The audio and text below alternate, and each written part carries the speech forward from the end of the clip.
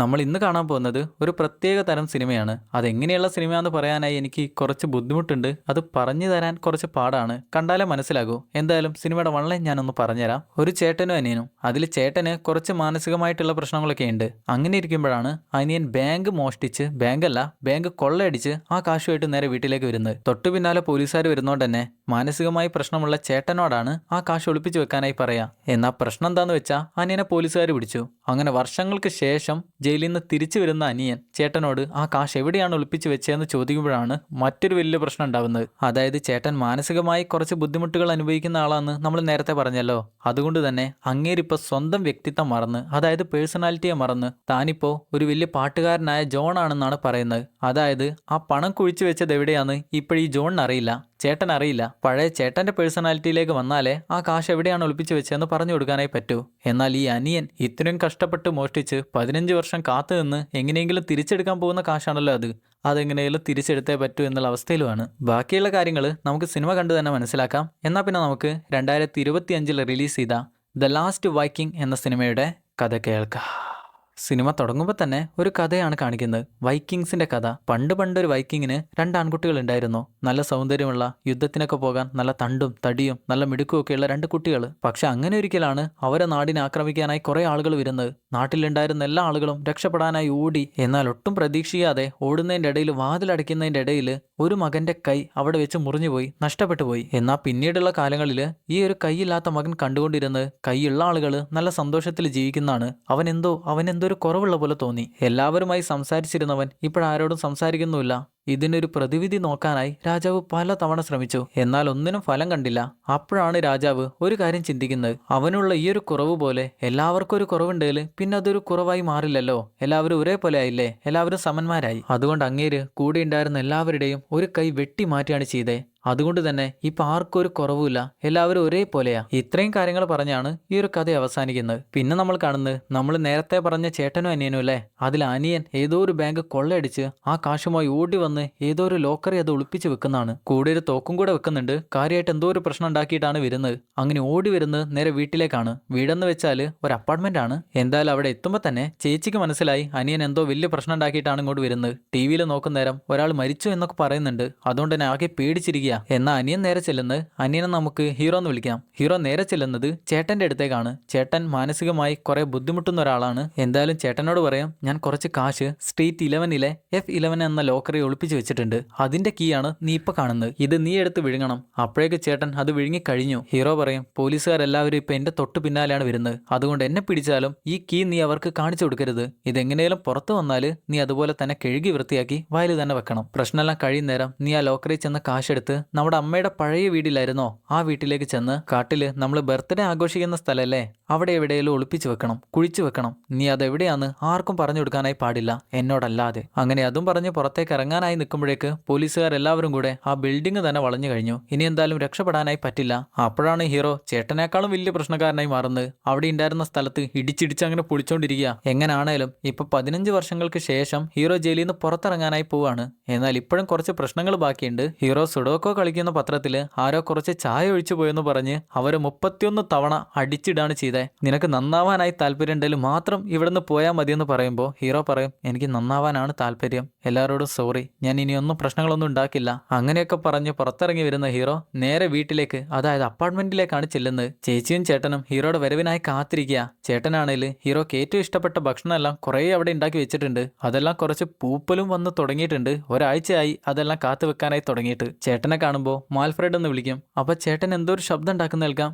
അങ്ങനെ എന്തോ ഒരു ശബ്ദം. അപ്പോഴാണ് ചേച്ചി പറഞ്ഞു കൊടുക്കുക, അവനിപ്പോ പഴയ മാൽഫ്രെഡ് അല്ല, അവന്റെ ഉള്ളില് ഇപ്പൊ ജോൺ എന്ന പാട്ടുകാരനാണുള്ളത്. അതുകൊണ്ട് മാൽഫ്രെഡ് എന്ന പേര് അവന് തീരെ ഇഷ്ടമല്ല. അത് നീ പറയാനായി പാടില്ല. നീ വരാനായി പോവാണെന്ന് അറിഞ്ഞ അന്ന് മുതൽ അവന് തീരെ ഉറക്കണ്ടായിട്ടില്ല. ഒരാഴ്ചയായി അവൻ നല്ലപോലെ ഉറങ്ങിയിട്ട്. അവന്റെ തൊട്ടു പിന്നിൽ കണ്ടില്ലേ നിന്റെ പേരെല്ലാം എഴുതി വെച്ചിരിക്കുന്നത്?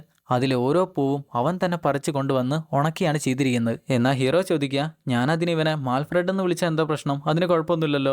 അത് കേൾക്കുമ്പോൾ തന്നെ ചേട്ടൻ അവിടുന്ന് എഴുന്നേറ്റ് ആ ബെന്നും അവിടെ കെട്ടിവെച്ചിരുന്ന സാധനങ്ങളും എല്ലാം കെട്ടിപ്പെറുക്കി അങ്ങനെ പോവുക. 15 വർഷങ്ങൾക്ക് ശേഷം പുറത്തു വന്ന ഹീറോക്ക് ഇതെന്തൊക്കെയാണ് സംഭവിക്കുന്നത്, ഇവിടെ എന്തൊക്കെയാണ് സംഭവിക്കുന്നതെന്ന് മനസ്സിലാവില്ല. പക്ഷേ ഹീറോയുടെ ഉള്ളിൽ ഒരൊറ്റ കാര്യം മാത്രമേ ഉള്ളൂ. അന്ന് ചേട്ടനോട് പറഞ്ഞിരുന്നല്ലോ, കൊള്ള ചെയ്ത് കൊണ്ടുവന്ന കാശ് നമ്മുടെ അമ്മയുടെ വീടിന്റെ അടുത്ത് കാട്ടില് ബർത്ത്ഡേ ഒക്കെ ആഘോഷിക്കുന്ന സ്ഥലത്ത് എവിടെയെങ്കിലും നീ ഒളിപ്പിച്ചു വെക്കണമെന്ന്. അതെങ്ങനെയും കണ്ടുപിടിക്കണം. അങ്ങനെ ഇരിക്കുമ്പോഴാണ് അന്ന് രാത്രി വീടിന്റെ വാതിലിനിട്ട് ആരോ മുട്ടുന്നത്. ചെന്ന് നോക്കുന്ന നേരം പെട്ടെന്ന് ഒരൊറ്റ ഇടിയാണ് കിട്ടുക. പിന്നെയാണ് ആളെ കാണുന്നത്, വലിയൊരു മനുഷ്യൻ. അങ്ങേര് ആരാന്ന് വെച്ചാ അന്ന് ഹീറോയുടെ കൂടെ മോഷ്ടിക്കാനായി കൂടെ ഉണ്ടായിരുന്ന മനുഷ്യനാണ്. അങ്ങേർക്കും അങ്ങേരുടെ വീതം കൊടുത്തിരുന്നു. എന്നാൽ അങ്ങേരിപ്പ് ഇങ്ങോട്ട് വന്നിരിക്കുന്നത് അന്ന് കൊണ്ടുപോയിരുന്ന കാശുകളെല്ലാം കഴിഞ്ഞു. ഇപ്പോഴാണ് ഇഷ്ടം പോലെ കടങ്ങളുണ്ട്. അതുകൊണ്ട് ഹീറോയുടെ കാശ് കൂടെ വേണമെന്ന് പറഞ്ഞാണ് വന്നിരിക്കുന്നത്. നീ പേടിക്കണ്ടടാ, ഇന്ന് രാത്രി ഞാൻ കുറച്ച് ആയുധങ്ങളായിട്ട് ഇങ്ങോട്ട് വരും. അപ്പോഴേക്കും നീ അതെവിടെയാന്ന് കണ്ടുപിടിച്ച് വെച്ചാൽ മതി. മനസ്സിലായില്ലേ? സത്യം പറഞ്ഞ ഹീറോ ഇപ്പൊ ആകെ പൊല്ലാപ്പി പെട്ടിരിക്കുകയാണ്. അങ്ങേര് എന്തൊക്കെയാണ് ചെയ്യാൻ പോവുക അതൊന്നും പറയാനായി പറ്റില്ല. എന്നാൽ അപ്പോഴാണ് കാണുന്നത് ചേട്ടൻ എവിടെ നിന്നോ ഒരു പട്ടിക്കുട്ടിയായിട്ടാണ് വീട്ടിലേക്ക് വന്നിരിക്കുന്നത്. അതാരുടെയോ പട്ടിക്കുട്ടിയാണ്. അതിന് ഭക്ഷണമെല്ലാം കഴിക്കാനായി കൊടുക്കുന്നുണ്ട്. എന്നാൽ ചേച്ചിയെ കാണുമ്പോൾ ആശാൻ അത് ഒളിപ്പിച്ചു വെക്കും. ചേച്ചി ആ പട്ടിക്കുട്ടി ഇങ്ങത്താന്ന് പറയുമ്പോൾ എവിടെ പട്ടിക്കുട്ടി, ഇവിടെ ഇല്ലല്ലോ, അങ്ങനെയൊക്കെയാണ് പറയാ. സംഗതി എന്താന്ന് വെച്ചാൽ അവർക്ക് പണ്ടൊരു പട്ടിക്കുട്ടി ഉണ്ടായിരുന്നു. ആ പട്ടിക്കുട്ടിയാണെന്ന് വിചാരിച്ച് നാട്ടുകാരുടെ ആരുടെ പട്ടിയെ കണ്ടാലും ചേട്ടൻ അതും എടുത്തോണ്ട് ഇങ്ങ് എഴുന്നള്ളി പോരും. ആകെ കൂടെ പ്രശ്നമാണ്. എന്തായാലും ആ പട്ടിക്കുട്ടിയെല്ലാം തിരികെ കൊടുത്ത് അവരന്ന് തന്നെ അമ്മയുടെ വീട്ടിലേക്ക് യാത്രയായി. ആ കാശ് എങ്ങനെയും എടുക്കണല്ലോ. പോകുന്ന വഴിയിലെ ഹീറോ ചോദിക്കും, മാൽഫ്രഡ്, നീ അത് കുഴിച്ചു വെച്ച സ്ഥലം നിനക്കിപ്പോഴും ഓർമ്മയില്ലേ? എന്നാൽ ആ പേര് കേൾക്കുമ്പോൾ പേരിപ്പോൾ ജോണെന്ന് മാറ്റിയിരുന്നല്ലോ. എന്നാൽ മാൽഫ്രഡ് എന്ന പഴയ പേര് കേൾക്കുമ്പോൾ ചേട്ടൻ ഒന്ന് ഞെരുങ്ങും. അതിന് ഹീറോ പറയും, ആ പാട്ടുകാരൻ ജോണുമായിട്ട് നിന്റെ ബോഡിക്ക് യാതൊരു ബന്ധവുമില്ല. നിന്റെ കണ്ണട പോലും അവന്റെ കണ്ണടയായിട്ട് മാച്ചാവുന്നില്ല. നിന്നെ മാൽഫ്രഡ് എന്ന് വിളിച്ചാൽ എന്താ മാൽഫ്രഡ്? അപ്പോഴേ കാശൻ കാറിൽ നിന്ന് ചാടി ഉരുണ്ട് മറിഞ്ഞ് അങ്ങനെ റോട്ടിൽ കൂടെ പോവുകയാണ്. പെട്ടെന്ന് തന്നെ ഹോസ്പിറ്റലിൽ എത്തിച്ചു. കുറെ നേരം ചികിത്സ എല്ലാം കഴിയുമ്പോഴാണ് മനസ്സിലാവുക ആൾക്ക് വലിയ കുഴപ്പമൊന്നുമില്ല. ഇത് അങ്ങേരുടെ ഒരു സ്ഥിരം പരിപാടിയാണ്. ഇതുപോലെ എന്തെങ്കിലും പ്രശ്നം ഉണ്ടായാല് ഇഷ്ടപ്പെടാത്ത പേര് ആരെങ്കിലും വിളിച്ചാല് ഇതുപോലെ നിൽക്കുന്നിടത്ത് നിന്ന് ഒറ്റ ചാട്ടായിരിക്കും. അതുകൊണ്ട് വലിയ കുഴപ്പമൊന്നും പറ്റിയിട്ടില്ല. ഡോക്ടറോട് അവനെ ഞാൻ കൊണ്ടുപോയിക്കോട്ടെ എന്ന് ചോദിക്കുന്ന നേരം അങ്ങേര് പറയും, കുറച്ച് കാശ് കയ്യിൽ വെച്ചാൽ നിനക്ക് അവനെ പുറത്ത് വിട്ടുതരാം. നീ ഒരു ഡോക്ടർ അല്ലേടോ, നീ എന്നോട് കാശ് ചോദിക്കുകയാണോ എന്ന് ചോദിക്കുമ്പോൾ അങ്ങേര് പറയും, അല്ല കുഴപ്പമൊന്നുമില്ല, കൊണ്ടുപോയിക്കോളൂ, പേടിക്കേണ്ട ആവശ്യമൊന്നുമില്ല. അങ്ങനെ നേരെ ചേട്ടന്റെ അടുത്തേക്ക് ചെല്ലുന്ന നേരം അങ്ങേര് പാകെ വിഷമത്തിലാ. എങ്ങനാണേലും എല്ലാ കാര്യങ്ങളും പറഞ്ഞു മനസ്സിലാക്കി അങ്ങേരെയും കൊണ്ടങ്ങനെ പോയിക്കൊണ്ടിരിക്കുക. പോകുന്നേരം ഹീറോ ചോദിക്കും, കാശ് എവിടെയാന്ന് നിനക്കറിയില്ല മാൽഫ്രഡ്? എന്നാ പേര് മാറിപ്പോയി. അപ്പൊ തന്നെ മേലെ ഒരൊറ്റ ചാട്ടാണ് അങ്ങേര് താഴേക്ക്. ഒരു കാറിന്റെ മേലാണ് അടിച്ചു വീണിരിക്കുന്നത്. എന്നാ ആടിലെ കഞ്ചാവ് സോമനെ പോലെ ഒന്നും പറ്റാത്ത പോലെ അങ്ങനെ എഴുന്നേറ്റ് വരിക. ഇത് കാണുന്നൊരു സ്ത്രീ അങ്ങോട്ട് വന്ന് നിങ്ങൾക്ക് എന്തെങ്കിലും പറ്റിയോ എന്ന് ചോദിക്കുമ്പോൾ മാൽഫ്രഡ് മെല്ലെ താഴേക്ക് ഇറങ്ങി, ഇത് നിങ്ങളുടെ പട്ടിയാണോ, ഞാനൊന്ന് എടുത്തു നോക്കിക്കോട്ടെ എന്ന് ചോദിച്ച് അത് എടുത്ത് ഒരൊറ്റ ഓട്ടാണ്. ഹീറോ ആണെങ്കിൽ ഓടിച്ചെന്ന് അവനെയും പിടിച്ച് നേരെ ചെല്ലുന്നത് ഒരു സൈക്കാട്രിസ്റ്റിന്റെ അടുത്തേക്കാണ്. അപ്പോഴാണ് കൂടുതൽ കാര്യങ്ങൾ മനസ്സിലാവുക. ആൾക്ക് സംഭവിച്ചിരിക്കുന്നത് ഗംഗയെ പോലെ ഡ്യുവൽ പേഴ്സണാലിറ്റിയാണ്. അതായത് ഒരു ശരീരത്തിൽ രണ്ട് സ്വഭാവങ്ങൾ. ഇത് ചിലപ്പോൾ ചെറുപ്പത്തിലെ ഒരു ട്രോമ കൊണ്ടൊക്കെ ആയിരിക്കാം വന്നതെന്ന് പറയുമ്പോഴാണ് ഹീറോ ഒരു കാര്യം ചിന്തിക്കുന്നത്.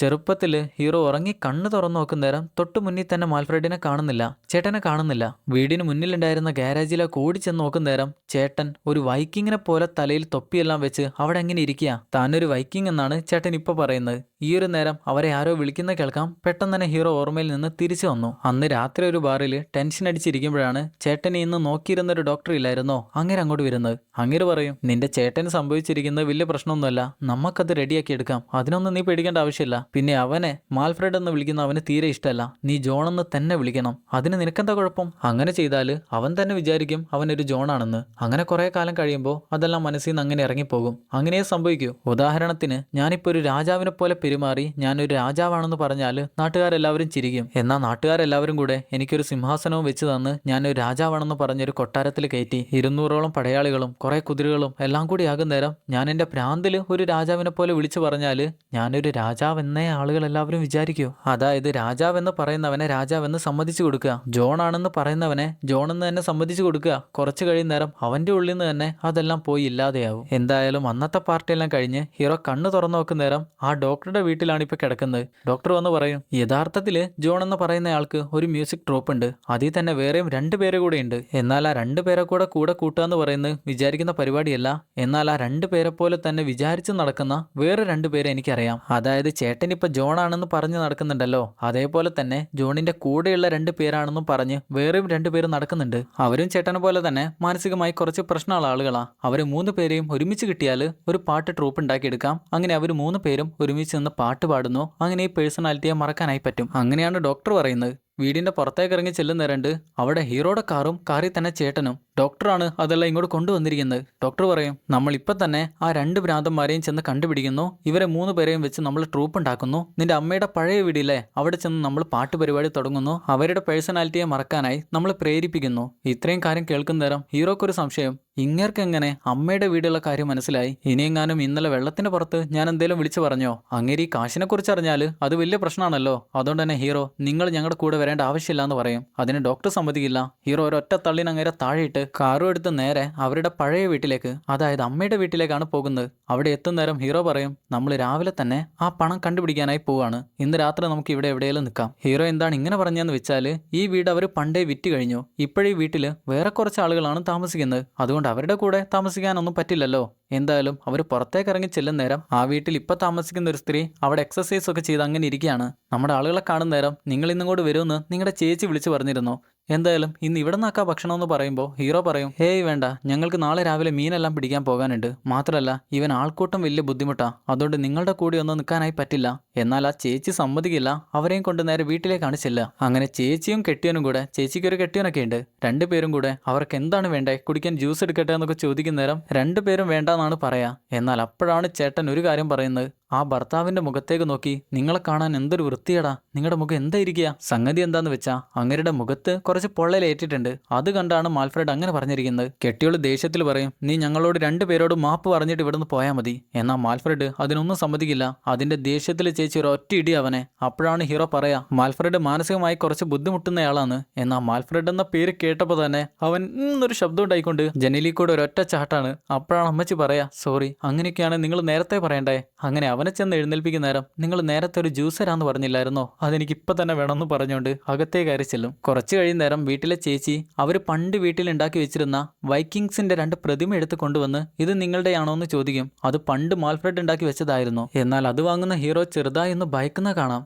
മാത്രമല്ല അവിടെ ഉണ്ടായിരുന്ന സ്റ്റെപ്പിലേക്ക്, ഗോവണിയിലേക്ക് നോക്കുന്ന നേരം ആൾ ഒന്നുകൂടെ ഭയക്കുന്ന കാണാം. എന്താണ് സംഭവിക്കുന്നതെന്ന് അറിയില്ല. എന്തായാലും അന്ന് രാത്രി ഉറങ്ങാനായി കിടക്കുന്ന നേരം ഹീറോ ചേട്ടനോട് പറയും, നാളെ രാവിലെ നമുക്ക് മീൻ പിടിക്കാൻ പോകാനുള്ളതാണ്. പോകുന്ന വഴിയിൽ ആ പണം എവിടെയാണ് നീ കുഴിച്ചിട്ടെന്നും കൂടെ നീ പറയണം. നിനക്ക് ഓർമ്മയില്ലേ, ഞാൻ കുഴിച്ചിടാൻ പറഞ്ഞിരുന്നത് നമ്മൾ ബർത്ത്ഡേ ഒക്കെ ആഘോഷിക്കുന്ന ആ സ്ഥലമല്ലേ, അവിടെ വെച്ചാണ്. എന്നാൽ അപ്പോഴാണ് ചേട്ടൻ പറയാ, എന്റെ ബർത്ത്ഡേ അതിന് എല്ലാ വർഷവും ലിവർപൂളിൽ വെച്ചാണല്ലോ നടക്കാറ്. ചേട്ടൻ ആരുടെ ബർത്ത്ഡേയെ കുറിച്ചാണ് പറയുന്നതെന്ന് വെച്ചാൽ ആ പാട്ടുകാരൻ ജോണിന്റെ ബർത്ത്ഡേയെ കുറിച്ചാണ്. കാരണം അങ്ങേരുടെ പേഴ്സണാലിറ്റി ആണല്ലോ ഇപ്പൊ ഉള്ളിൽ കയറിയിരിക്കുന്നത്. ഹീറോക്ക് ഇനി എന്ത് പറയണമെന്ന് അറിയില്ല. അങ്ങനെ കിടന്നുറങ്ങും. പിറ്റേന്ന് രാവിലെ നേരത്തെ തന്നെ രണ്ടുപേരും കൂടെ മീൻ പിടിക്കാനായി പോവാണ്. മീൻ പിടിക്കാനായി പോവാണെന്ന് പറഞ്ഞാലും ശരിക്കും ആ പണം കണ്ടുപിടിക്കാനാണ് പോകുന്നത്. ആർക്കും സംശയം തോന്നാതിരിക്കാനാണ് അങ്ങനെയെല്ലാം ചെയ്യുന്നത്. എന്നാൽ പോകുന്ന വഴിയിൽ മാൽഫ്രഡിന് നല്ല പേടിയാകും. ആ വഴിയെല്ലാം കണ്ട് പേടിയാകും. ഹീറോ പറയും, മാൽഫ്രഡ് നീ പേടിക്കേണ്ട ആവശ്യമൊന്നുമില്ല, ഇവിടെ വലിയ കുഴപ്പമൊന്നുമില്ല. എന്നാൽ ഹീറോ മാൽഫ്രഡ് എന്ന പേരാണല്ലോ വിളിച്ചേ.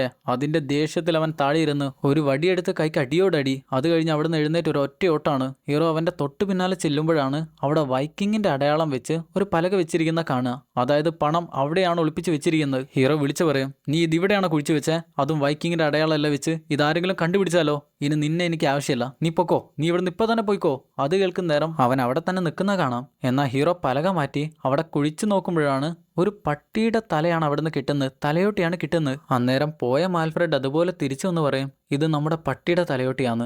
അപ്പോഴാണ് ഹീറോ ഈ പട്ടിക്കുട്ടിക്ക് എന്താണ് സംഭവിച്ചതെന്ന് കാണുന്നത്, ഓർക്കുന്നത്. പണ്ട് ഹീറോയും മാൽഫ്രഡും ചെറുതായിരുന്നപ്പോൾ മാൽഫ്രഡിന് മാനസികമായി കുറച്ച് പ്രശ്നം ആ കാലത്തേ ഉണ്ട്. അതുകൊണ്ട് അച്ഛൻ എപ്പോഴും ഹീറോയോട് പറയായിരുന്നു, മാൽഫ്രഡിനെ ഒറ്റയ്ക്ക് വിടാനായി പാടില്ല, എപ്പോഴും അവന്റെ കൂടെ തന്നെ വേണം. കാരണം ഒരു ഗ്യാപ്പ് കിട്ടിയാൽ അവൻ വൈക്കിങ്സിനെ പോലെ തന്നെ വേഷണിയും. മാത്രമല്ല കാണുന്ന ചുമരിലെല്ലാം വൈക്കിങ്സിന്റെ ചിത്രങ്ങൾ വരച്ചു വെക്കും. അതെല്ലാം കാണുന്ന ആളുകളാണേൽ അവൻ എടുത്തിട്ട് പെരുക്കുകയും ചെയ്യും. എന്നാൽ ഇന്നത്തെ ദിവസം മാൽഫ്രഡ് സ്കൂളിൽ വെച്ച് വൈക്കിങ്സിന്റെ വസ്ത്രം ഇട്ട് സ്കൂളിന്റെ ഗ്രൗണ്ടിൽ വന്നിരുന്നു. ഇത് കണ്ട കുട്ടികളെല്ലാവരും അവനെ കളിയാക്കാനായി തുടങ്ങി. എന്നാൽ അവന് വിഷമാവണ്ടല്ലോ എന്ന് വിചാരിച്ച് ഹീറോയും വൈക്കിങ്ങിനെ പോലെ തന്നെ വസ്ത്രം ധരിച്ച് അവന്റെ കൂടെ ചെന്ന് നിന്നു.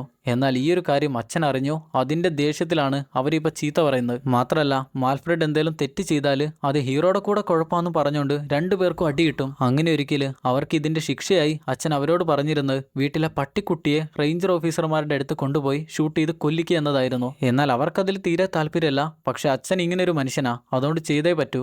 അങ്ങനെ ഒരു തൊട്ടിയിൽ പട്ടിക്കുട്ടിയായിട്ട് അവർ നേരെ റേഞ്ചർ ഓഫീസർമാരുടെ അടുത്ത് കൊണ്ട് ചെന്ന് അതിനെ ഷൂട്ട് ചെയ്ത് കൊല്ലാണ് ചെയ്തത്. എന്നാൽ അപ്പോഴാണ് ഹീറോക്ക് ഒരു കാര്യം ഓർമ്മ വരുന്നത്. ഹീറോ മാൽഫ്രഡിനോട് ചോദിക്കും, നീ ഇപ്പൊ ജോണല്ലേ? അങ്ങനെയാണെങ്കിൽ നമ്മുടെ ചെറുപ്പത്തിൽ നടന്ന ഈ ഒരു കാര്യം നിനക്ക് എങ്ങനെ ഓർമ്മ വന്നു? നീ ശരിക്കും ജോണല്ല, നീ മാൽഫ്രഡ് തന്നെയാണ്, നിനക്കെല്ലാം ഓർമ്മയുണ്ട്. എന്നാൽ അവനത് മെയിൻ ചെയ്യാതെ പോകാൻ നിൽക്കുന്ന നേരം ഹീറോ അവനെ പിടിച്ച് താഴെ തള്ളിയിടും. ആ കാശ് എവിടെയാണ് നീ വെച്ചേ? നീ എവിടെയാണ് വെച്ചേ? ഇപ്പൊ തന്നെ പറ, ഞാൻ നിന്റെ കൈ മെല്ലെ എടുക്കാനായി പോവാണ്, നീ എങ്ങോട്ട് ഓടിപ്പോവരുത്. ഇല്ലാന്ന് പറഞ്ഞ് കൈ മാറ്റുന്ന നേരം ഒരൊറ്റ ഓട്ടാണ് അവിടുന്ന്. അതിന്റെ ദേഷ്യത്തിൽ ഹീറോ തറയിൽ കൈ അടിച്ചോണ്ടിരിക്കുമ്പോഴാണ് ആ വീട്ടിലെ ചേച്ചി ജോഗിങ്ങും ചെയ്ത് അതുവഴി വരുന്നത്. നോക്കുന്നേരം കാണുന്നത് ഹീറോ തറയിൽ അങ്ങനെ ഇടിച്ചോണ്ടിരിക്കുന്ന. ഇതിപ്പോ ഇവര് കുടുംബടക്കി എല്ലാവരും ഇങ്ങനെ തന്നെയാണെന്നാണ് ചേച്ചി ഇപ്പൊ വിചാരിക്കുന്നത്. പിറ്റേന്ന് രാവിലെ എഴുന്നേൽക്കുന്ന ഹീറോ നേരെ ആ കാട്ടിലേക്ക് ചെന്ന് അവിടെയെല്ലാം കുഴിച്ചു നോക്കാണ്. എങ്ങനെയും ആ പണം കണ്ടുപിടിച്ചേ പറ്റൂ. അപ്പോഴാണ് വേനില് ഒരു മ്യൂസിക് ട്രൂപ്പ് അങ്ങോട്ട് വരുന്നത് കാണുക. ചെന്ന് നോക്കുമ്പോഴാണ് മനസ്സിലാവുന്നത് ആ ഡോക്ടറില്ലായിരുന്നോ, അങ്ങേരിപ്പോ ആ രണ്ട് ഭ്രാന്തന്മാരെയും കൊണ്ടാണ് അങ്ങോട്ട് വന്നിരിക്കുന്നത്. ഡോക്ടർ പറഞ്ഞിരുന്നല്ലോ ഹീറോയുടെ ചേട്ടൻ ജോൺ ആണെന്ന് വിചാരിക്കുമ്പോൾ ജോണിന്റെ പാർട്ട്നേഴ്സ് ആയ 2 പേരാണെന്ന് വിചാരിക്കുന്ന വേറെ 2 പേര് കൂടെ ഉണ്ടെന്ന്.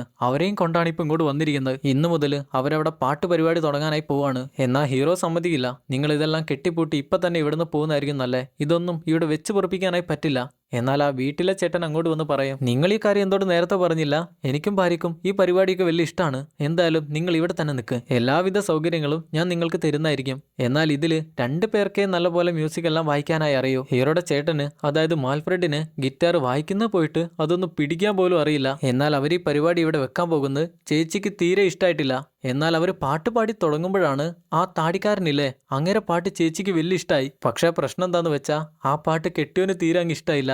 അങ്ങേരെ ദേഷ്യത്തില് അവിടുന്ന് പോവാണ്. ഹീറോ ഡോക്ടറെ പിടിച്ചു കൊണ്ടുവന്ന് മാറ്റി ചോദിക്കും, നിങ്ങൾ എന്തിനാണ് ഈ പരിപാടിയല്ല ഇവിടെ കൊണ്ടുവന്നിരിക്കുന്നത്? ഇതിന്റെ ഒന്നും ഒരു ആവശ്യമില്ല. എനിക്കിപ്പൊ തന്നെ കുറെ പ്രശ്നങ്ങൾ എന്റെ തലയുടെ മേലെ നിൽക്കുന്നുണ്ട്. പിന്നെ ഒരു കാര്യം, മാൽഫ്രെഡ് ജോണിനെ പോലെ അഭിനയിക്കുകയാണെന്നാണ് എനിക്ക് തോന്നുന്നത്. ഞങ്ങളുടെ വീട്ടിൽ പണ്ടുണ്ടായിരുന്ന ഒരു പട്ടിയെക്കുറിച്ച് അവനെല്ലാം ഓർമ്മയുണ്ട്, പക്ഷെ അത് എനിക്ക് ഓർമ്മയില്ല. അങ്ങേര് പറയും, ഇത് നല്ലൊരു സൂചനയാണ്. അവന്റെ ഓർമ്മകളെല്ലാം തിരിച്ചു വരാനായി പോവാണ്. പിന്നെ ഇതെന്റെ ഒരു പരീക്ഷണം കൂടെയാണ്. ഇത് ഞാൻ ചെയ്യാതിരിക്കാനായി നീ വാശി പിടിക്കരുത് പ്ലീസ്. അവനെ എങ്ങനെയാലും ജീവിതത്തിലേക്ക് ഞാൻ തിരിച്ചു കൊണ്ടുവരാം. അങ്ങനെ അന്നത്തെ രാത്രി അവരെല്ലാവരും കൂടെ ഒരുമിച്ചാണ് കിടന്നുറങ്ങാനായി പോകുന്നത്. ഈ ഒരു നേരത്തും മാൻഫ്രെഡ് ഗിറ്റാർ വായിച്ച് പഠിച്ചുകൊണ്ടിരിക്കുകയാണ്. അവന് നല്ലപോലെ വായിക്കാനൊന്നും അറിയില്ല, എങ്കിലും ഇങ്ങനെ ഓരോന്ന് ചെയ്തുകൊണ്ടിരിക്കും. പിറ്റേന്ന് രാവിലെ എഴുന്നേറ്റാല് വീണ്ടും മ്യൂസിക് ഷോ ആണ്. എങ്ങനെയൊക്കെ മ്യൂസിക് ഷോ അവതരിപ്പിച്ചാലും അവരുടെ ഈ ഒരു പ്രശ്നം മാറുന്നില്ല. അവരങ്ങനെ തന്നെയാണ് ഇരിക്കുന്നത്, മാറ്റമൊന്നും കാണുന്നില്ല. പക്ഷെ ഈ വീട്ടിലെ ചേട്ടനും ചേച്ചിക്കും അതൊന്നും വലിയ കുഴപ്പമില്ല. പക്ഷെ ആ താടിക്കാരൻ പാടുന്ന നേരം ചേട്ടൻ അത് അത്രക്കും ഇഷ്ടാവുന്നില്ല. ചേച്ചിക്കാണ് അത് ഏറ്റവും കൂടുതൽ ഇഷ്ടം. ഇതേ സമയം ഹീറോയുടെ വീട്ടില്, അതായത് ചേച്ചി നിൽക്കുന്ന ഹീറോയുടെ അപ്പാർട്ട്മെന്റ് ഇല്ലായിരുന്നോ? ചേച്ചി എന്ന് പറയുമ്പോൾ ഹീറോയുടെയും മാൽഫ്രെഡിന്റെയും ചേച്ചി. നമ്മൾ നേരത്തെ പറഞ്ഞത് ആ വീട്ടിലുള്ള ചേച്ചി. 2 പേരെയും പരസ്പരം മാറിപ്പോരുത്. എന്തായാലും ചേച്ചി വീട്ടിലേക്ക് കയറി വരുന്നേരം ഹീറോയോട് കാശി ചോദിച്ചു വന്ന ആ മനുഷ്യനില്ലായിരുന്നോ, അങ്ങേര് മുഖത്തിട്ട് ഒരൊറ്റ ഇടിയാണ് താഴെ വീഴുന്ന ചേച്ചിയോട്. അവർ 2 പേരും എവിടെ പോയെന്ന് ചോദിക്കും. എന്നാൽ അവർക്ക് അതിനെക്കുറിച്ച് കൂടുതൽ കാര്യങ്ങളൊന്നും അറിയില്ല എന്നാണ് പറയാ. എന്നാൽ അറിയാം എവിടേക്കാണ് പോയെന്ന്, പക്ഷെ പറയില്ല. ഈ നേരം ഇവിടെ എല്ലാവരും ഒരുമിച്ചിരുന്ന് ഭക്ഷണം കഴിക്കുകയാണ്. എന്നാൽ അവരുടെ സംസാരം കേട്ടാൽ മുഴുവനും പാട്ടിനെ കുറിച്ച് മാത്രമാണ്. ഇത് കേൾക്കുന്ന ഹീറോക്ക് മനസ്സിലായി ഇന്നും നാളെയും ഒന്നും മാൽഫ്രെഡിനെ കിട്ടാനായി പോകുന്നില്ല. അവൻ കൂടെ ഉണ്ടേലേ ആ പണം കിട്ടാനായി പോകുന്നുള്ളൂ. അതുകൊണ്ട് ഹീറോ എന്ത് ചെയ്യുമെന്ന് വെച്ചാൽ ഒരു മെറ്റൽ ഡിറ്റക്ടർ വാങ്ങിക്കൊണ്ടുവന്ന് ആ പിന്നിലുള്ള കാട്ടിന്ന് ആ പണസഞ്ചി എവിടാണ് വെച്ചെന്ന് അങ്ങനെ തിരയാണ്. അതിലൊരു ഗണ്ണുള്ളത് നമ്മൾ നേരത്തെ പറഞ്ഞിരുന്നല്ലോ, അതുകൊണ്ടാണ് മെറ്റൽ ഡിറ്റക്ടർ വെച്ച് നോക്കുന്നത്. ഈ നേരത്താണ് ആ വീട്ടിലെ ചേച്ചി എക്സസൈസും ചെയ്തുകൊണ്ട് അതുവഴി വരുന്നത്. ഹീറോയെ കാണുമ്പോൾ നിങ്ങളെന്താ ഇവിടെ ചെയ്യുന്നതെന്ന് ചോദിക്കും. അതിന് അങ്ങനെ പറയും, ഞാൻ മീൻ പിടിക്കാനായി മണ്ണിരയെ നോക്കുകയാണെന്ന്. അതിന് ചേച്ചി ചോദിക്കും, മെറ്റൽ ഡിറ്റക്ടർ വെച്ചിട്ട് നിങ്ങൾ ഏത് മണ്ണിരയാണ് നോക്കുന്നത്? അതിന് ഹീറോ, അങ്ങനെയൊന്നുമില്ല, ഇതുപോലെ കാട്ടിൽ വന്ന് എന്തെങ്കിലുമൊക്കെ തെരഞ്ഞു കണ്ടുപിടിക്കുന്ന എൻ്റെ ഒരു ഹോബിയാണ്, അതുകൊണ്ടാണ് ഞാൻ ഇങ്ങനെ ചെയ്യുന്നത്. ഈ ഒരു നേരം ചേച്ചിയുടെ സംസാരം കേട്ടാൽ മനസ്സിലാകും ചേച്ചിക്ക് ഹീറോയോട് എന്തോ ഒരു ഇഷ്ടമുണ്ട്. അതങ്ങനെ പറയാനായി കഷ്ടപ്പെടുന്നുണ്ട്. പക്ഷെ ഹീറോ ആണെങ്കിൽ അത് മെയിൻ ചെയ്യുന്നില്ല. അത് മെയിൻ ചെയ്തിരുന്നാൽ ഈ പണം കിട്ടില്ലല്ലോ, അതുകൊണ്ടാ. ഈ നേരം ഹീറോയുടെ അപ്പാർട്ട്മെന്റിൽ ആ റൗഡിയില്ലേ ചേച്ചിയെ കെട്ടിവെച്ചിരിക്കുക. അവര് ഹീറോയെ കോൾ ചെയ്യുന്നുണ്ടെങ്കിലും കോൾ കണക്ട് ആവുന്നില്ല. ചേച്ചി തന്നെ ഏതോ ഒരു നമ്പറിലേക്കാണ് വിളിക്കുന്നത്, ഹീറോയെ അല്ല വിളിക്കുന്നത്. അതിന് അങ്ങേര് പറയും, അങ്ങനെയാണെങ്കിൽ നിന്റെ ഒരു വിരൽ കട്ട് ചെയ്തോക്കട്ടെ, ചിലപ്പോൾ നമുക്ക് ആ ലൊക്കേഷൻ കണ്ടുപിടിക്കാനായി പറ്റിയാലോ. അതിന് ചേച്ചി പറയും, വേണ്ട വേണ്ട, നമുക്കൊന്നുകൂടെ ട്രൈ ചെയ്ത് നോക്കാം. എനിക്ക് എന്തായാലും ഇപ്പൊ ടോയ്ലറ്റ് ഒന്ന് പോകണം, എന്നെ പോകാനായി സമ്മതിക്കുമോ എന്ന് ചോദിക്കുമ്പോൾ അങ്ങേര് അതിന് സമ്മതിക്കും. കൂടെ തന്നെ പറയും, രക്ഷപ്പെടാൻ നോക്കിയാൽ ഞാൻ നിന്നെ കൊന്നുകളയും. എന്നാൽ പോകുന്ന വഴിയിൽ ചേച്ചി ഫോണും എടുത്തുകൊണ്ടാണ് പോകുന്നത്. അത് മനസ്സിലാകുന്ന അങ്ങേര്, നീ ആരെ കോൾ ചെയ്യാനാ പോകുന്നതെന്ന് ചോദിക്കും. വേറൊരു വഴിയില്ലാന്ന് മനസ്സിലാകുന്ന നേരം അങ്ങേര് തന്നെ കൊണ്ടുവന്നിരുന്ന നെയിൽ ഗണ്ണ്, ആണിയുടെ തോക്ക് പെട്ടെന്ന് തന്നെ ചേച്ചി എടുത്ത് അങ്ങേരെ മേലേക്ക് ഷൂട്ട് ചെയ്യാനായി നോക്കും. എന്നാൽ അത് വർക്ക് ചെയ്യില്ല. പണി പാളിയോ എന്ന് വിചാരിക്കുമ്പോഴാണ് അതിന്റെ സ്വിച്ച് ഇട്ടിട്ടില്ല എന്നുള്ള കാര്യം ഓർമ്മ വരിക. സ്വിച്ച് ഇട്ട് അങ്ങേരുടെ കാലിലേക്ക് വീണ് കാലിന് അത് ഷൂട്ട് ചെയ്ത് കൊടുക്കും. ഇപ്പോഴങ്ങേര് കുറ്റി പോലെ തറയിൽ തറച്ച് നിൽക്കാണ്. ആ ഗ്യാപ്പിൽ ചേച്ചി അവിടെ നിന്ന് ഇറങ്ങി ഓടും. ഇതേ സമയം ഇവിടത്തെ വീട്ടിലെ ചേച്ചിയാണെങ്കിൽ ഹീറോയെ കുറിച്ച് എന്തോ ഒരു സംശയം തോന്നി ഇന്റർനെറ്റിൽ സെർച്ച് ചെയ്ത് നോക്കുകയാണ്.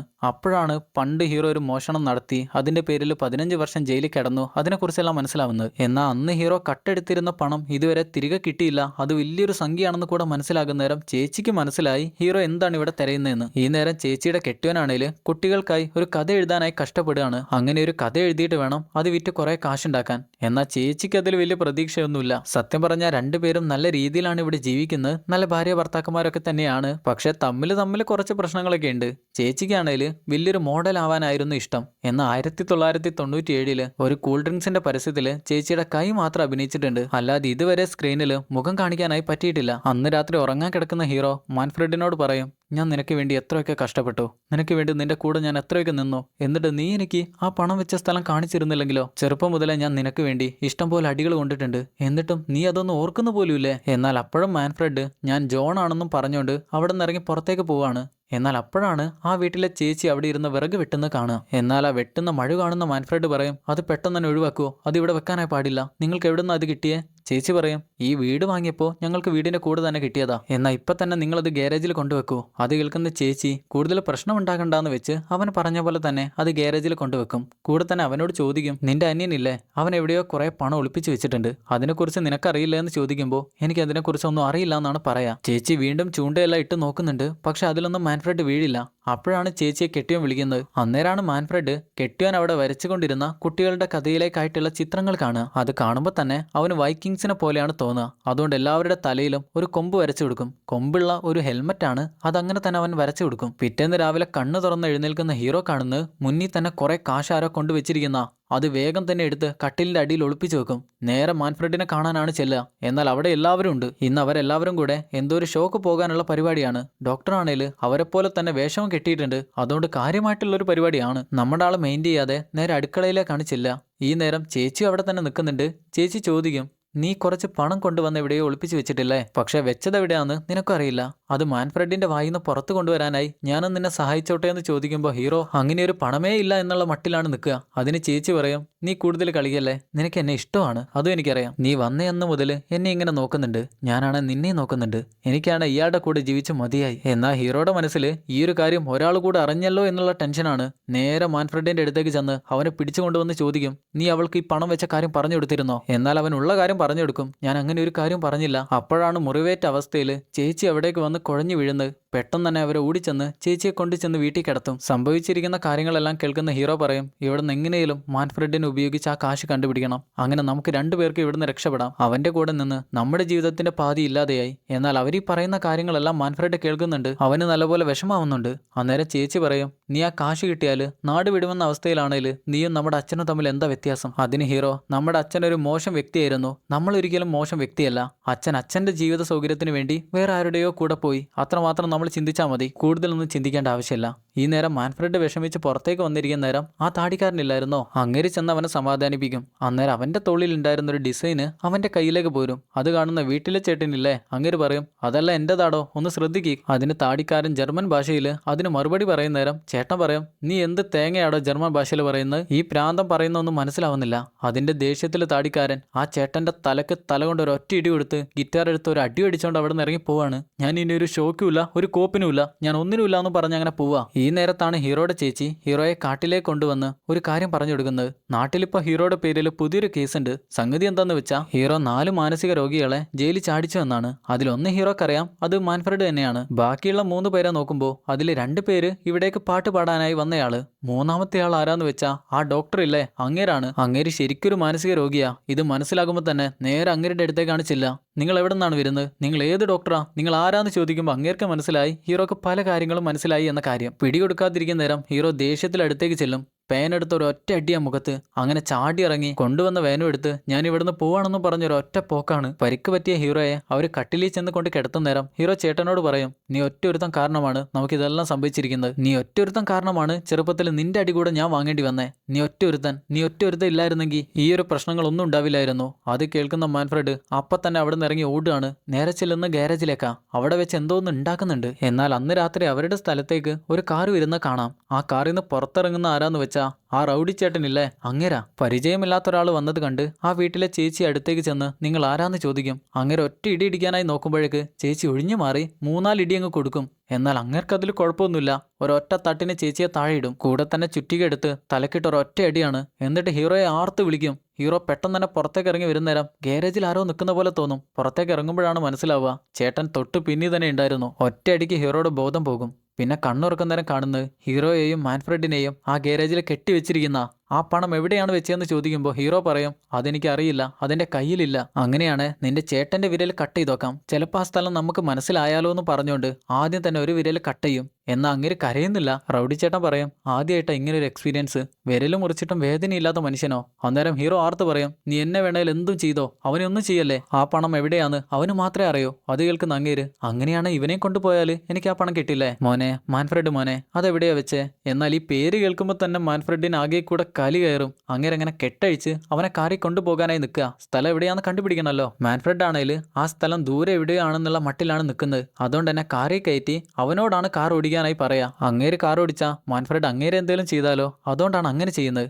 എന്നാൽ കാറിൽ പോയിക്കൊണ്ടിരിക്കുന്ന നേരം മാൻഫ്രെഡ് പെട്ടെന്നാണ് വേഗത കൂട്ടുക. അങ്ങനെ കൂടി കൂടി നല്ല വേഗത്തിലാണ് പോകുന്നത്. ഡാഡാ മാൻഫ്രെഡ് പെട്ടെന്ന് തന്നെ വേഗത കുറയ്ക്കെന്ന് പറയുന്ന നേരം മാൻഫ്രെഡ് അങ്ങേരെ നോക്കി വാതിലും തുറന്നൊരൊറ്റ ചാട്ടാണ്. ഇതങ്ങേർക്ക് സ്ഥിരം പരിപാടിയാണല്ലോ. കാറാണേൽ ദൂരേക്ക് പോയി ഒരു മരത്തിനെല്ലാം ഇടിച്ച് കറങ്ങി അടിച്ച് വീഴും. മാൻഫ്രെഡ് ചെന്നോക്കുന്ന നേരം കാറിന് തീ കൂടെ പിടിച്ചു. അതുകൊണ്ട് അവൻ തിരിച്ചു പോരും. അങ്ങനെ ഓടി ഓടി നേരെ ഹീറോയുടെ അടുത്തേക്കാണ് വരുന്നത്. ഹീറോയുടെ കെട്ടെല്ലാം അഴിച്ച് അവിടെ ഇന്നലെ രാത്രി ഉണ്ടായിക്കൊണ്ടിരുന്ന എന്തോ ഒരു സാധനം ഇല്ലായിരുന്നോ, അതൊരു പലകയിൽ എന്തോ എഴുതി വെച്ചതാണ്. അതും എടുത്തോണ്ട് നേരെ കാട്ടിലേക്കാണ് പോകുന്നത്. തൊട്ടു പിന്നാലെ കാര്യം എന്താണെന്ന് മനസ്സിലാകാതെ ഹീറോയും കൂടെ ചെല്ലും. എന്നാൽ കാട്ടിലേക്ക് ചെല്ലും നേരം അവനെ പിന്നെ കാണുന്നില്ല. എന്നാൽ അവൻ കൊണ്ടുവന്ന പലകയും അതിന്റെ കൂടെ ഒരു ശവലും അവിടെ തന്നെയുണ്ട്. പണം വെച്ചിരിക്കുന്ന സ്ഥലം ഇത് തന്നെയാണെന്ന് മനസ്സിലാകുന്ന ഹീറോ അവിടെ കുഴിച്ചു നോക്കുമ്പോഴാണ് ഒരു പെട്ടി കാണുന്നത്. പെട്ടി തുറന്നു നോക്കുന്ന നേരം അതിൽ ഹീറോയുടെ അച്ഛന്റെ സാധനങ്ങളാണ് മുഴുവനും കിടക്കുന്നത്. വസ്ത്രം, അത് ഇത്, പാസ്പോർട്ട്, അതെല്ലാമാണ് കിടക്കുന്നത്. അതിൽ ഹീറോയുടെ പാസ്പോർട്ട് കൂടെയുണ്ട്. ഇതെല്ലാം കാണുമ്പോഴാണ് ഹീറോയുടെ മനസ്സിലേക്ക് പണ്ട് സംഭവിച്ചിരുന്നൊരു കാര്യം വരുന്നത്. അതായത് പണ്ട് അവരുടെ അച്ഛന് ചേച്ചിയോട് മാത്രമായിരുന്നു സ്നേഹം ഉണ്ടായിരുന്നത്. എന്നാൽ രണ്ടാൺമക്കളോടും ആ സ്നേഹമൊന്നും കാണിച്ചില്ല. അങ്ങനെ ഇരിക്കുമ്പോഴാണ് അവരുടെ സ്കൂൾ ഫോട്ടോ വരുന്നത്. ഫോട്ടോ എടുത്തു നോക്കുന്ന നേരം ഹീറോയുടെ ഫോട്ടോ ഓക്കെയാണ്, കുഴപ്പമില്ല. എന്നാൽ മാൽഫ്രെഡിന്റെ നോക്കുമ്പോൾ അവൻ വൈക്കിങ്സിന്റെ ഹെൽമെറ്റും വെച്ചാണ് നിൽക്കുന്നത്. അത് അച്ഛന് തീരെ ഇഷ്ടമായില്ല.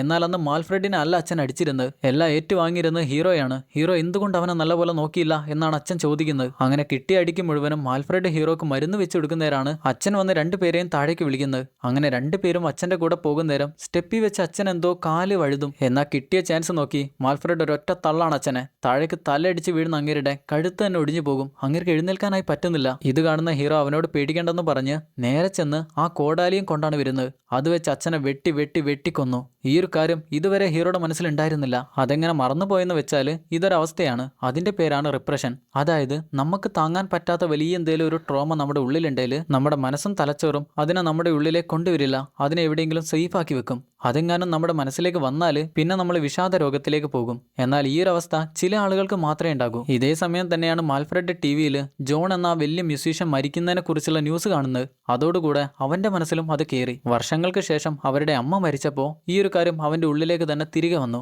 അങ്ങനെയാണ് മാൽഫ്രെഡ് താൻ ജോൺ ആണെന്ന് പറഞ്ഞു നടക്കുന്നത്. ഈ ഒരു കാര്യം ഉള്ളിലേക്ക് എത്തുന്ന ഹീറോ കാക്കയ്ക്കൂടെ വിഷമാകും. മനസ്സിന് താങ്ങാനായി പറ്റില്ല. മറ്റൊരു കാര്യം എന്താന്ന് വെച്ചാൽ അച്ഛനെ അവർ ഈ ഒരു ഭാഗത്ത് തന്നെയാണ് കുഴിച്ചിട്ട് വെച്ചിരുന്നത്. മാൽഫ്രെഡ് കുറച്ചു കാലങ്ങൾക്ക് മുന്നേ അമ്മയുടെ കൂടെ ഈ ഭാഗത്തേക്ക് വന്നിരുന്നു. അന്ന് അമ്മയാണേല് അച്ഛന്റെ ബോഡി ഉണ്ടായിരുന്ന സ്ഥലത്തിന് നേരെ മേലെയായിരുന്നു നിന്നിരുന്നത്. എന്നാൽ മാൽഫ്രെഡ് കാര്യങ്ങളൊന്നും പറഞ്ഞില്ല. അങ്ങനെ രണ്ടുപേരും ഒരു കാര്യം തീരുമാനിക്കും, ഈ ഒരു കാര്യം ചേച്ചിയോടെങ്കിലും തുറന്നു പറയണം. അതായത് പെങ്ങളോട് പറഞ്ഞേ പറ്റൂ. ഈ നേരത്താണ് പെങ്ങളിരിക്കുന്ന സ്ഥലത്തേക്ക് ആ വീട്ടിലെ ചേട്ടനില്ലായിരുന്നോ, അങ്ങേര് ഭാര്യയെയും കൊണ്ടുവരുന്നത്. ഹോസ്പിറ്റലിൽ നിന്നാണ് വരുന്നത്. നമ്മൾ ഇന്നലെ കണ്ടില്ലായിരുന്നോ ആ റൗഡി ചേട്ടൻ വന്ന് ചേച്ചിയെ അടിച്ചു താഴെടുന്ന്. അത് ഇന്ന് രാവിലെയാണ് കെട്ടിയം കാണുന്നത്. അങ്ങനെയാണ് ഇപ്പോൾ ഹോസ്പിറ്റലിൽ പോയി വന്നിരിക്കുന്നത്. ഈ നേരത്താണ് പെങ്ങളുടെ അടുത്തേക്ക് ഹീറോ ചെന്ന് കാര്യം പറയുന്നത്. ഇത് കേൾക്കുമ്പോൾ തന്നെ അവൾക്ക് താങ്ങാനായി പറ്റില്ല. ഇവര് രണ്ടുപേരെയും പോലെയല്ലല്ലോ അവളുടെ കാര്യം. അവൾക്ക് അച്ഛനെ വലിയ ഇഷ്ടമായിരുന്നു, അച്ഛൻ അവളെയും വലിയ ഇഷ്ടമായിരുന്നു. എന്നാൽ ഹീറോ കാര്യങ്ങളെല്ലാം പറഞ്ഞു മനസ്സിലാക്കും. അവസ്ഥ കൊണ്ട് ചെയ്തു പോയതാണ്, ബുദ്ധിയില്ലാത്ത പ്രായത്തിലാ, എന്ത് ചെയ്യാനാ. അങ്ങനെ അന്ന് കുറച്ച് കഴിയുന്നേരാണ് ആ മാനസിക രോഗിയായിരുന്ന ഡോക്ടർ ഇല്ലായിരുന്നോ, അങ്ങേര് താടിക്കാരന്റെ കൂടെ ആ വലിയ ഷോ കഴിഞ്ഞ് ഇഷ്ടം പോലെ സാധനങ്ങളായി വീട്ടിലേക്ക് തിരിച്ചു വരുന്നത്. സാധനങ്ങളെല്ലാം ഇറക്കി വെച്ച് ഹീറോ കടി കൊടുത്തതിന് ഒരു സോറിയും പറഞ്ഞുകൊണ്ട് ഒരു പേന കയ്യിലേക്ക് കൊടുക്കും. നിങ്ങൾക്ക് വേണേൽ എന്നെ തിരിച്ചടിക്കാന്ന് പറയും. എന്നാൽ എല്ലാത്തിനും ക്ഷമിച്ചു എന്നാണ് നമ്മുടെ ആൾ പറയാ. അന്നേരാണ് ഹീറോ മാൻഫ്രെഡിനെ നോക്കുക. അവനാണേല് അവര് പണ്ട് പട്ടിയെ കൊണ്ടുപോകാനും അച്ഛന്റെ സാധനങ്ങൾ കൊണ്ടുപോകാനും യൂസ് ചെയ്തിരുന്ന ഒരു തൊട്ടിയുടെ മേലെയാണ് ഇരിക്കുന്നത്. അത് കാണുമ്പോൾ തന്നെ ഹീറോക്ക് എന്തോ ഒരു സംശയം. അന്ന് രാത്രി തന്നെ ഒരു മൺവെട്ടിയും കൊണ്ടുവന്ന് അതിന്റെ അടിയിൽ കുഴിച്ചു നോക്കുമ്പോഴാണ് മാൻഫ്രെഡ് ഒളിപ്പിച്ചു വെച്ചിരുന്ന ആ കാശ് കാണുന്നത്. അത്രയും പണം അതിന്റെ അടിയിലായിരുന്നു ഇത്രയും കാലം ഉണ്ടായിരുന്നത്. ഈ കാര്യങ്ങളെല്ലാം മാൻഫ്രെഡും കാണുന്നുണ്ട്. അവൻ എന്തുകൊണ്ട് ഇത്രയും കാലം ഈ ഒരു കാര്യം പറഞ്ഞു കൊടുത്തില്ല എന്ന് വെച്ചാൽ ആ പണം കിട്ടിയാല് പിന്നെ മാൻഫ്രെഡിന്റെ കൂടെ അവൻ ഉണ്ടാവില്ല, ഹീറോ ഉണ്ടാവില്ല എന്നുള്ള കാര്യം മാൻഫ്രെഡിന് അറിയാം. അതുകൊണ്ടാണ് ഇത്രയും കാലം പറയാതിരുന്നത്. പിന്നെ നമ്മൾ കാണുന്നത് ദിവസങ്ങൾക്ക് ശേഷം അവരുടെ ആ ട്രൂപ്പില്ലേ അവരെല്ലാവരും കൂടി ഒരു ക്ലബ്ബിൽ വന്ന് പാട്ട് പാടുന്നതാണ്. പരിപാടി കാണാനായി ഹീറോയും പെങ്ങളും ചേച്ചിയും കെട്ടിയനും അവരെല്ലാവരും വന്നിട്ടുണ്ട്. അവരാണേല് മ്യൂസിക് ട്രൂപ്പാണേല് ആരും മോശമാക്കിയല്ല പാടുന്നത്. എല്ലാവരും നല്ലപോലെ പാടാനായി പഠിച്ച് മനോഹരമായൊരു സംഗീത വിരുന്നാണ് അവരെല്ലാവരും ഒരുക്കുന്നത്. അങ്ങനെ അവർ തിരിച്ചു വീട്ടിൽ വന്നാല് കെട്ടിയൻ കുട്ടികൾക്കായുള്ള കഥ എഴുതാനായി ചെന്നിരിക്കുന്നവരാണ്. അവിടെയുള്ള ചിത്രത്തിൽ മുഴുവനും ആരോ കൊമ്പ് വരച്ചിരിക്കുന്ന കാണുക. മാൽഫ്രഡ് ആണ് ചെയ്തിരിക്കുന്നതെന്ന് അങ്ങേർക്ക് മനസ്സിലായി. എന്നാൽ അപ്പോഴാണ് അങ്ങേരുടെ ഉള്ളിലേക്ക് ഒരു കഥ വരുന്നത്. പെട്ടെന്ന് തന്നെ ആ ചിത്രങ്ങൾ മുഴുവനും അങ്ങേര് വൈക്കിങ്ങിനെ പോലെയാക്കി മാറ്റും. എല്ലാവർക്കും തലയിൽ ഹെൽമെറ്റും അതേപോലെ കയ്യിലൊരു മഴുവും, വലിയൊരു മഴുവും. നമ്മൾ സിനിമയുടെ തുടക്കത്തിൽ വൈക്കിങ്സിന്റെ ഒരു കഥ കണ്ടില്ലായിരുന്നോ? ആ കഥ ശരിക്കും എഴുതിയിട്ടുള്ളത് ഇങ്ങനെ തന്നെയാണ്. ഇനി അതിന്റെ ബാക്കിയാണ് നമ്മൾ കാണാനായി പോകുന്നത്. വൈക്കിങ്ങിന്റെ മകന്റെ കൈ മുറിഞ്ഞു മാറിയപ്പോൾ നാട്ടുകാരുടെ എല്ലാവരുടെയും കൈ രാജാവ് മുറിച്ചു മാറ്റി. അതോടുകൂടെ എല്ലാവരും സമന്മാരായി മാറി. പിന്നെ അങ്ങോട്ടുള്ള യുദ്ധങ്ങളിൽ ആരുടെയെങ്കിലും കാല് മുറിഞ്ഞാല് പിന്നെ എല്ലാവരുടെയും കാല് മുറിച്ചു മാറ്റും. അതായത് പരിക്ക് പറ്റിയ ഒരാളുടെ കുറവിനെ മാറ്റാനായി പറ്റില്ലെങ്കിൽ എല്ലാവർക്കും അതേ കുറവ് തന്നെ കൊടുക്കും. അതുകൊണ്ട് ഗോത്രത്തിലെ എല്ലാവരും എപ്പോഴും സമന്മാരായി തന്നെ തുടർന്നു. കാലില്ലാത്ത ഒരാൾക്ക് ബാലൻസ് ഉണ്ടാവില്ല എന്നുള്ള കാര്യം ഒരു പ്രശ്നമേ അല്ലാതായി മാറി. കാരണം അവിടെയുള്ള ആർക്കും കാലില്ല, അതുകൊണ്ട് ആർക്കും ബാലൻസും ഇല്ല. അതുകൊണ്ട് അതൊരു പ്രശ്നമേ അല്ല. ദിവസങ്ങൾ കഴിഞ്ഞപ്പോഴാണ് അപ്രതീക്ഷിതമായ ഒരു കാര്യം സംഭവിക്കുന്നത്. അവരുടെ കൂടെ ഉണ്ടായിരുന്ന ഒരാളുടെ തല മുറിഞ്ഞു വീണു. അതായത് അദ്ദേഹം മരിച്ചു. അതോടുകൂടെ രാജാവ് നാട്ടിലെ എല്ലാവരുടെയും കഴുത്ത് വെട്ടാനായി തുടങ്ങി. ജനങ്ങൾക്കെല്ലാവർക്കും അതിന് പേടിയുണ്ടായിരുന്നെങ്കിലും പക്ഷെ ആരും അത് പുറത്തു കാണിച്ചില്ല. അങ്ങനെ എല്ലാവരുടെയും തല വെട്ടിക്കഴിഞ്ഞ് ഏറ്റവും അവസാനമാണ് രാജാവിന്റെ തല വെട്ടുന്നത്. അതോടുകൂടെ എല്ലാവരും അവസാനിച്ചു. പക്ഷേ മരിക്കുന്ന നേരത്തും അവരെല്ലാവരും സമന്മാരായിരുന്നു, ഒരേപോലെയുള്ളവരായിരുന്നു. ആരും ഒരാൾക്ക് മേലെയില്ല, ആരും ഒരാൾക്ക് താഴെയില്ല. അങ്ങനെ ഇത്രയും കാര്യം പറഞ്ഞുകൊണ്ട് കെട്ടിയോൻ എഴുതിയ ദ ലാസ്റ്റ് വൈക്കിംഗ് എന്ന പുസ്തകം അടച്ചു വെക്കും. അവിടെ വെച്ച് ദ ലാസ്റ്റ് വൈക്കിംഗ് എന്ന സിനിമ അവസാനിക്കുന്നു. സിനിമ എല്ലാവർക്കും ഇഷ്ടപ്പെട്ടെന്നാണ് വിചാരിക്കുന്നത്. ഇതൊരു വ്യത്യസ്തകരമായ സിനിമ ആയതുകൊണ്ട് തന്നെ പലർക്കും പല അഭിപ്രായങ്ങളായിരിക്കും പറയാനുണ്ടാവുക. എന്തായാലും നിങ്ങൾക്ക് ഈ സിനിമയെക്കുറിച്ച് തോന്നിയ കാര്യങ്ങൾ മറക്കാതെ കമന്റ് ബോക്സിൽ കമന്റ് ചെയ്യുക. നമ്മൾ ഇന്ന് കണ്ട സിനിമ ഇഷ്ടപ്പെട്ടവര് മറക്കാതെ വീഡിയോക്ക് ഒന്ന് ലൈക്ക് ചെയ്യുക. ചാനൽ സബ്സ്ക്രൈബ് ചെയ്യാത്തവര് മറക്കാതെ സബ്സ്ക്രൈബ് കൂടെ ചെയ്യുക. എന്നാൽ പിന്നെ ഇതുപോലെ നല്ലൊരു സിനിമയുമായി അടുത്ത വീഡിയോയിൽ കാണുന്നവരെ Tata bye bye. Film Chronicle.